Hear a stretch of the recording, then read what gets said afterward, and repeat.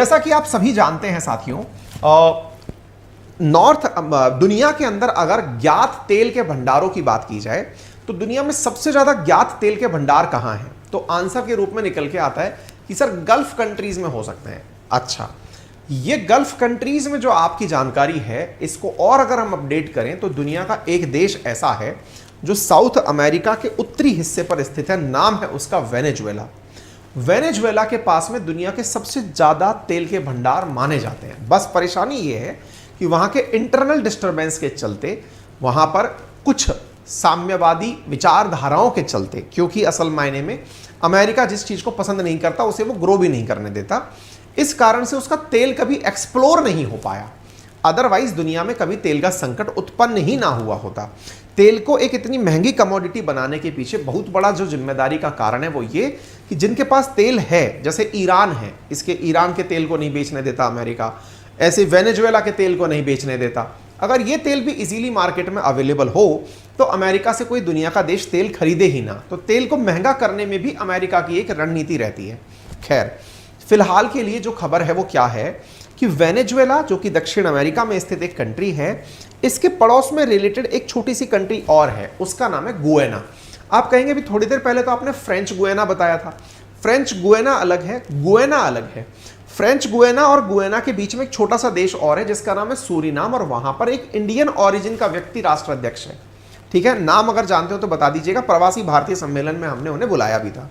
ठीक है, चलिए तो अब इधर देखिए, तो वर्ल्ड कोर्ट ने हाल ही में कहा, यानी इंटरनेशनल कोर्ट ऑफ जस्टिस जो यूएन की कोर्ट है, उसने कहा कि वो गुयाना और वेनेजुएला के बीच में जो चल रहा विवाद है उसकी सुनवाई को तैयार है। आइए इस खबर को देखते हैं। वर्ल्ड कोर्ट ने कहा it can rule on Guyana Venezuela border dispute. इसने ये कहा कि ये गुयाना और वेनेजुएला के बीच में जो बॉर्डर डिस्प्यूट चल रहा है उन पर अपना फैसला सुनाने के लिए तैयार है। वर्ल्ड कोर्ट से it can rule on Guyana Venezuela border dispute, इसने इसके बारे में कहा। आईसीजे ने वेनेजुएला के द्वारा जो कहा गया पॉइंट था उसे भी रिजेक्ट करते हुए कहा। हैरी पटेल, धन्यवाद भैया, सुपर थैंक्स में आपने $1 भेज दिया है, बहुत बहुत धन्यवाद। हाँ जी, अब यहां पर जो आप देख रहे हैं ICJ rejects Venezuela stands on Guyana border dispute, ये कहानी क्या है इसको समझने के लिए थोड़ा सा मैप समझ लीजिए। आप में से जो पुराने साथी हैं हमारे, जिन्होंने नॉर्थ अमेरिका के साथ कंट्री हमसे याद किए हैं अभी अपनी मैपिंग की क्लास में अपनी पाठशाला पर, उन्हें ये बाकी देश तो याद होंगे, उन्हें नॉर्थ साउथ अमेरिका हम 1-2 दिन में ये भी कराने वाले हैं। ठीक है ना, इन पे देखो, यहां पर पनामा से कनेक्टेड देश है कोलंबिया, उससे कनेक्टेड देश है वेनेजुएला, उससे कनेक्टेड देश है गुयाना। साथियों, गुयाना और वेनेजुएला के बीच में यहां एक बॉर्डर है। उस बॉर्डर को लेकर इन दोनों देशों में कलेश है। क्यों कलेश है, अब मैं उसका कारण बताता हूं। कारण यह है, इसके आगे, यानी कि ये जो गुयाना है ना, इसके आगे समुद्र में इस जगह,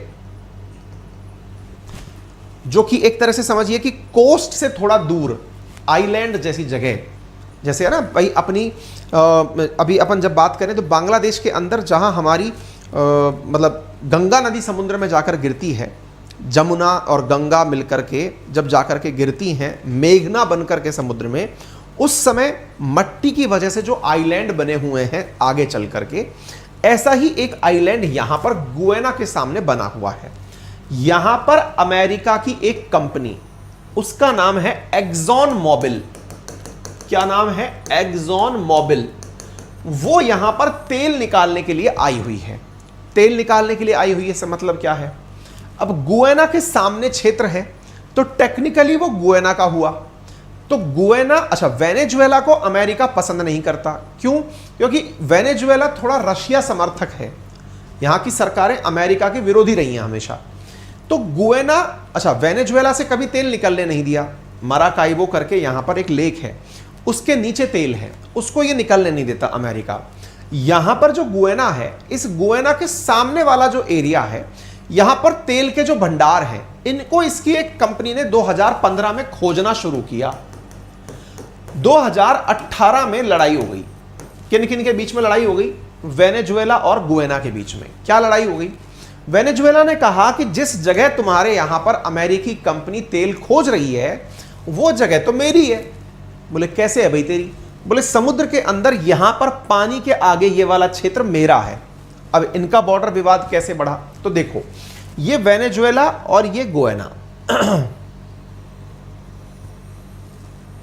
अच्छा, गुयाना और वेनेजुएला में ये गुयाना जो है वो आपको दो भागों में बटा हुआ दिखाई दे रहा है। इधर वेनेजुएला दिख रहा है, ये गुयाना दो भागों में बटा हुआ दिखाई दे रहा है।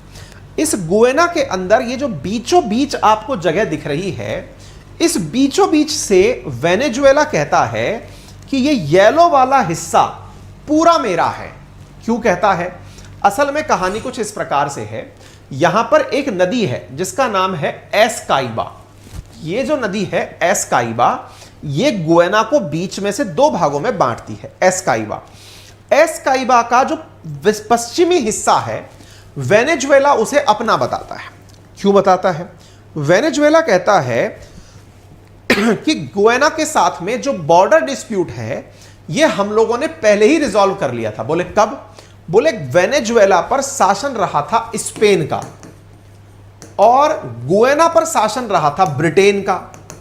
तो हुआ ये कि जब दोनों देश यहां शासन में हुआ करते थे तो इस एस्काइबो नामक स्थान पर, यानी कि नदी के किनारे पर, पश्चिमी तट वाले हिस्से को वेनेजुएला को देने की बात की गई थी। यहां पर कुछ इस प्रकार से ये जो मैप आप देख रहे हैं, इस पूरे हिस्से को वेनेजुएला क्लेम करता है, कहता है कि ये जो हिस्सा है ये पूरी तरह से मेरा है। इस वाले हिस्से को, यानी एस्काइबो रिवर, ये रही एस्काइबो रिवर जो कि यहां से ब्राजील के बॉर्डर तक जा रही है, तो इस जगह को आप देख सकते हैं। ठीक है, तो एस्काइबो रिवर जो है इसका पश्चिमी हिस्सा वेनेजुएला अपना बताता है। इस वजह से इसके सामने वाला ये वाला जो हिस्सा है जहां एक्सॉन मोबिल अपना ऑयल निकाल रही है, यह क्षेत्र चूंकि वेनेजुएला के सो कॉल्ड कब्जे वाले हिस्से के सामने है, तो यह जगह भी वेनेजुएला की हुई। इस कारण से यह मामला गुयाना और वेनेजुएला के बीच में विवाद का कारण बना। 2015 में एक्सॉन मोबिल यहां पर तेल खोजने आई थी। कब आई थी? एक्सॉन मोबिल मैंने दिखाया था ना, कहां गई? ये रही। ये 2013 के अंदर यहां पर 2015 में तेल खोजने आई थी। 2018 में कलेश हो गया। 2018 में यह मामला पहुंच गया international court of justice, that is ICJ. ICJ क्या है? यूएन की कोर्ट है जहां पर यह मामला पहुंच गया। आईसीजे में जब यह मामला पहुंचता है तो उस मामले में ऑब्वियस सी बात है कि यहां अमेरिका का हित जुड़ा हुआ है। गुयाना के केस में अमेरिका चाहेगा कि उसके पक्ष में फैसला हो। वेनेजुएला का यह मानना है कि उसने इसको प्रभावित किया। इस कारण से वेनेजुएला ने कहा कि वो आईसीजे का फैसला आने से पहले ही अपना पक्ष वहां से विड्रॉ कर रहा है। हम आईसीजे में डिस्कशन ही नहीं करना चाहते इस मुद्दे का। क्यों नहीं करना चाहते? क्योंकि आप लोग पहले से बायस्ड हो, इस वजह से हम डिस्कशन नहीं चाहते। इस कारण से वेनेजुएला ने अपनी एप्लीकेशन वापस निकाल ली। अब स्थिति यह हुई कि आईसीजे से इसने अपनी एप्लीकेशन तो वापस निकाल ली, गुयाना तब भी अपना, क्योंकि गुयाना को तो अपना हिस्सा चाहिए था। गुयाना आईसीजे के कोर्ट में अपने फैसले का इंतजार करता रहा। उस फैसले में जो बात निकल कर आई है वही फैसला आज की न्यूज बनी है कि वर्ल्ड कोर्ट यानी आईसीजे ने कहा है कि it can rule on Guyana Venezuela border dispute, यानी कि यह फैसला दे सकती है। भले ही वेनेजुएला उस फैसले को सुने ना सुने, इसने कहा कि यह उस फैसले को सुना सकती है। रूल का मतलब शासन करना नहीं है, यहां पर रूल का मतलब है शासन देना है, यानी फैसला देना है। अब बात आती है, यूएन की कोर्ट है आईसीजे, क्या वेनेजुएला इस बात को मानेगा? देखिए, इस बात में मानना ना मानना इस बात पर निर्भर करता है कि उसके एवज में दुनिया के जो यूएनएससी के देश हैं वो क्या निर्णय लेते हैं, क्योंकि असल मायने में आईसीजे के फैसले को लागू कराने की जो क्षमता है वो यूनाइटेड नेशन सिक्योरिटी काउंसिल के 5 देशों में है। वो 5 देश जब एक अधिकार से ये कह दें कि यदि फैसला नहीं माना तो यूएन कार्रवाई करने को तैयार होगा, यूएन अपनी फोर्सेस भेजेगा, लेकिन यूएन फोर्सेस तब तक नहीं भेज सकता जब तक यूएनएससी एक मत ना हो जाए। तो फोर्सेस भेजने की कार्यवाही यूएनएससी में तब तक नहीं हो सकती जब तक वेनेजुएला के विपक्ष में रशिया खड़ा ना हो जाए, जबकि वेनेजुएला, चाइना और रशिया सब एक साथ हैं और ये तो चाहते भी हैं कि वेनेजुएला से भी तेल निकल करके आए, अमेरिका को काउंटर मिले। ठीक है, तो अंतरराष्ट्रीय स्तर पर यह मामला चर्चा में क्यों है, विवाद क्या है, सारी कहानियां मैंने आपको बता दी, सारी स्थिति को मैंने समझाने का पूरी तरह से आप सबके सामने प्रयास कर दिया है। ठीक है, उम्मीद है आप सबको बातें समझ में आ गई होंगी। आईसीजे और आईसीसी दोनों ही नीदरलैंड के द हेग में स्थित हैं और वहीं से सारे के सारे निर्णय लिए जाते हैं। ठीक है, मैपिंग की क्लासेस चल रही हैं, वर्ड मैपिंग के साथ साथ आपको जो मार्च में हमने क्लासेस पढ़ाई थी वो भी मिल जाएंगी। आज मैंने अपनी पाठशाला के बहुत अच्छे से आपको फीचर्स समझाए हैं। आप जाकर के उसे लिंक को डाउनलोड कीजिए और समझिए और आपके लाभ की जो चीज़ें हैं उन्हें वहाँ से प्राप्त कर लीजिए। वहाँ पर पूरी world geography, mapping, Indian polity, Indian history, सारी सब्जेक्ट जो टोटल हैं वो आपको मात्र 1999 के अंदर उपलब्ध हैं। बोर्ड से क्लासेस ली जा रही हैं, प्रॉपर लाइव और डिजिटल क्लासेस हैं, कॉल सेंटर फैसिलिटी के साथ में आपको उपलब्ध कराई जा रही हैं। आप उन्हें ज्वाइन कर सकते हैं। किसी भी प्रकार के डाउट के लिए आप हमारी टेक्निकल टीम को इन नंबर्स पर कॉल कर सकते हैं। और